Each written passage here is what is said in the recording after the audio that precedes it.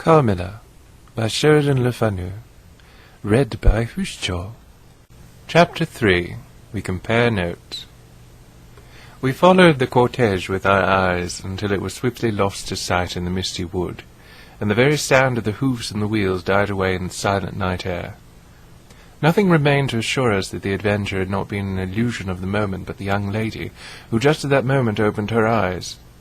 I could not see, for her face was turned from me, but she raised her head, evidently looking about her, and I heard a very sweet voice ask complainingly, "Where is Mamma?" Our good Madame Perrodon answered tenderly, and added some comfortable assurances. I then heard her ask, "Where am I? What is this place?" And after that she said, "I don't see the carriage. And Matsuka, where is she?" Madame answered all her questions insofar as she understood them, and gradually the young lady remembered how the misadventure came about, and was glad to hear that no one in or attendants on the carriage was hurt, and on learning that her mamma had left her there, till her return in about 3 months, she wept. I was going to add my consolations to those of Madame Perrodon, when Mademoiselle de La Fontaine placed her hand upon my arm, saying, "Don't approach. One at a time is as much as she can present converse with.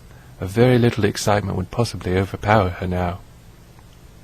As soon as she is comfortably in bed, I thought, I will run up to her room and see her. My father, in the meantime, had sent a servant on horseback for the physician, who lived about 2 leagues away, and a bedroom was being prepared for the young lady's reception. The stranger now rose, and leaning on Madame's arm, walked slowly over the drawbridge and into the castle gate. In the hall, servants waited to receive her, and she was conducted forthwith to her room. The room we usually sat in at our drawing-room is long, having 4 windows that looked over the moat and drawbridge upon the forest scene I have just described.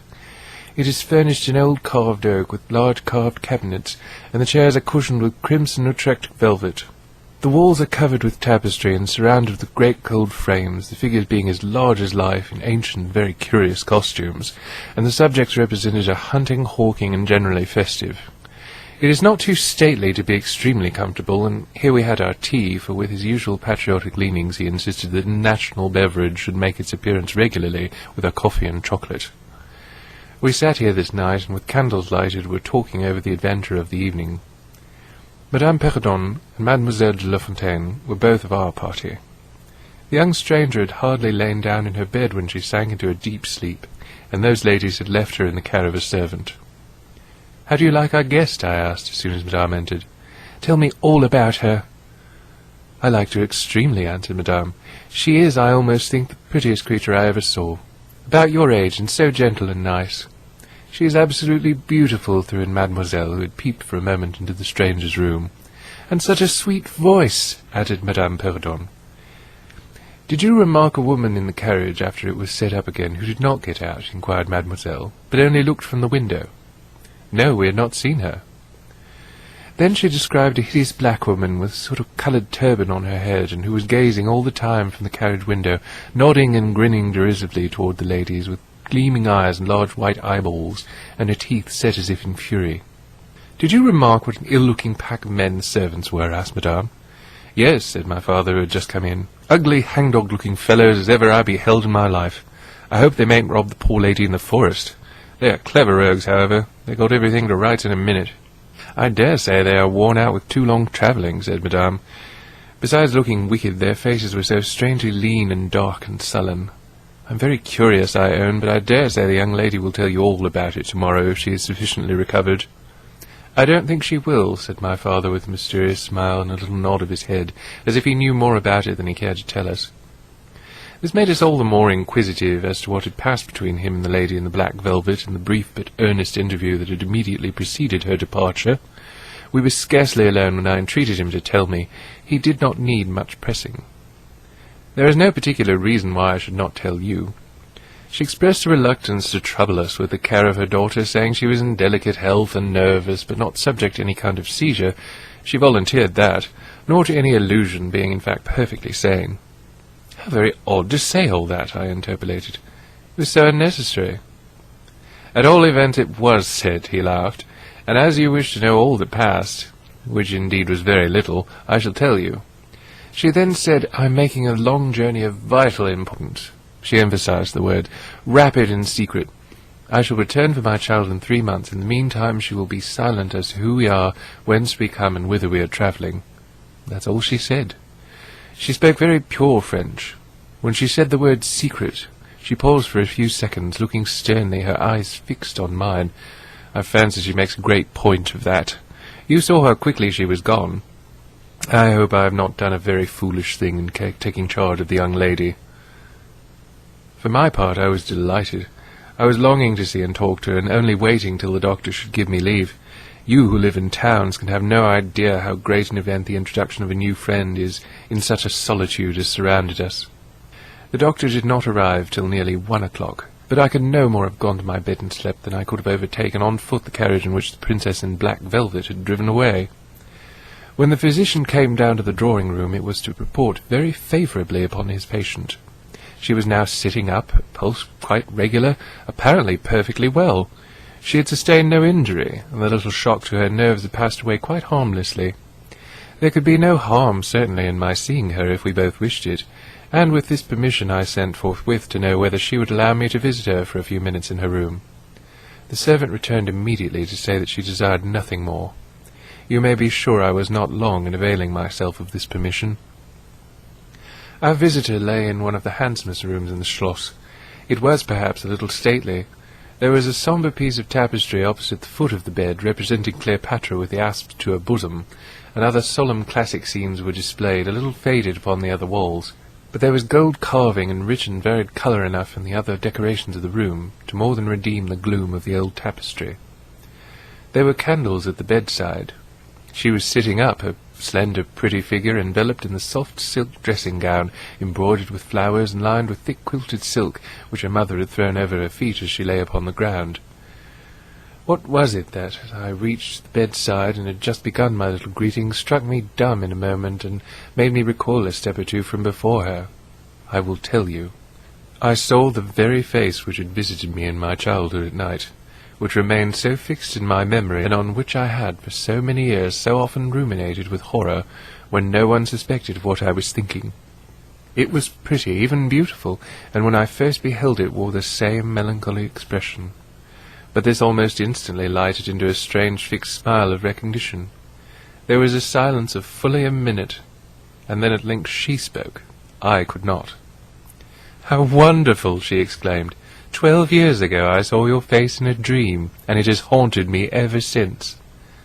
"Wonderful indeed," I repeated, overcoming with an effort the horror that had for a time suspended my utterances. 12 years ago, in vision or reality, I certainly saw you. I could not forget your face.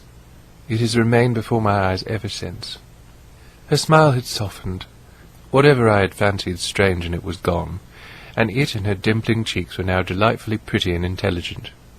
I felt reassured, and continued more in the vein which hospitality indicated, to bid her welcome, and to tell her how much pleasure her accidental arrival had given us all, and especially what a happiness it was to me.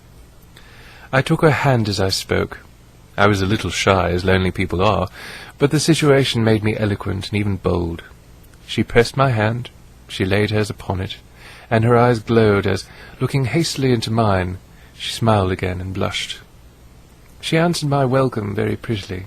I sat down beside her, still wondering, and she said, "I must tell you my vision about you. It is so very strange that you and I should have had, each of the other, so vivid a dream, that each should have seen, I you and you me, looking as we do now, when of course we both were mere children.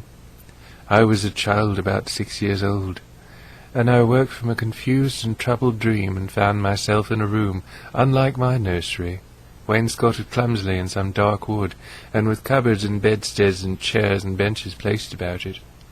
The beds were, I thought, all empty, and the room itself without any one but myself in it, and I, after looking about me for some time, and admiring especially an iron candlestick with 2 branches, which I should certainly know again, crept under one of the beds to reach the window. But as I got from under the bed, I heard someone crying, and looking up, while I was still upon my knees, I saw you, most assuredly you, as I see you now, a beautiful young lady with golden hair and large blue eyes and lips, your lips, you as you are here. Your looks won me. I climbed on the bed and put my arms about you, and I think we both fell asleep. I was aroused by a scream. You were sitting up screaming. I was frightened and slipped down upon the ground, and it seemed to me lost consciousness for a moment, and when I came to myself I was again in my nursery at home. Your face I have never forgotten since. I could not be misled by mere remembrance. You are the lady whom I saw then. It was now my turn to relate my corresponding vision, which I did to the undisguised wonder of my new acquaintance. "I don't know which to be most afraid of the other," she said, again smiling. "If you were less pretty, I think I should be very much afraid of you, but being as you are, and you and I both so young, I feel only that I have made your acquaintance 12 years ago, and have already a right to your intimacy. At all events, it does seem as if we were destined from our earliest childhood to be friends. I wonder whether you feel as strangely drawn toward me as I do to you. I have never had a friend. Shall I find one now?" She sighed, and her fine dark eyes gazed passionately on me. Now the truth is, I felt rather unaccountably towards the beautiful stranger. I did feel, as she said, drawn towards her, but there was also something of repulsion. In this ambiguous feeling, however, the sense of attraction immensely prevailed. She interested and won me. She was so beautiful and so indescribably engaging. I perceived now something of languor and exhaustion stealing over her, and hastened to bid her good night. "The doctor thinks," I asked, "that you ought to have a maid sit up with you tonight. One of ours is waiting, and you will find her a very useful and quiet creature." "How kind of you, but I could not sleep. I never could with an attendant in the room. I shan't require any assistance. And, shall I confess my weakness, I am haunted with a terror of robbers. Our house was robbed once, and 2 servants murdered, so I always lock my door. It has become a habit. You look so kind, I know you will forgive me. I see there is a key in the lock." She held me close in her pretty arms for a moment, and whispered in my ear, "Good night, darling. It is very hard to part with you, but good night. Tomorrow, but not early, I shall see you again." She sank back on the pillow with a sigh, and her fine eyes followed me with a fond and melancholy gaze, and she murmured again, "Good night, dear friend." Young people like and even love on impulse. I was flattered by the evident, though as undeserved, fondness she showed me. I liked the confidence with which she at once received me. She was determined that we should be very near friends. Next day came, and we met again. I was delighted with my companion, that is to say, in many respects. Her looks lost nothing in daylight. She was certainly the most beautiful creature I had ever seen, and the unpleasant remembrance of the face presented to my early dream had lost the effect of the first unexpected recognition. She confessed that she had experienced a similar shock on seeing me, and precisely the same faint antipathy that had mingled with my admiration of her. We now laughed together over our momentary horrors.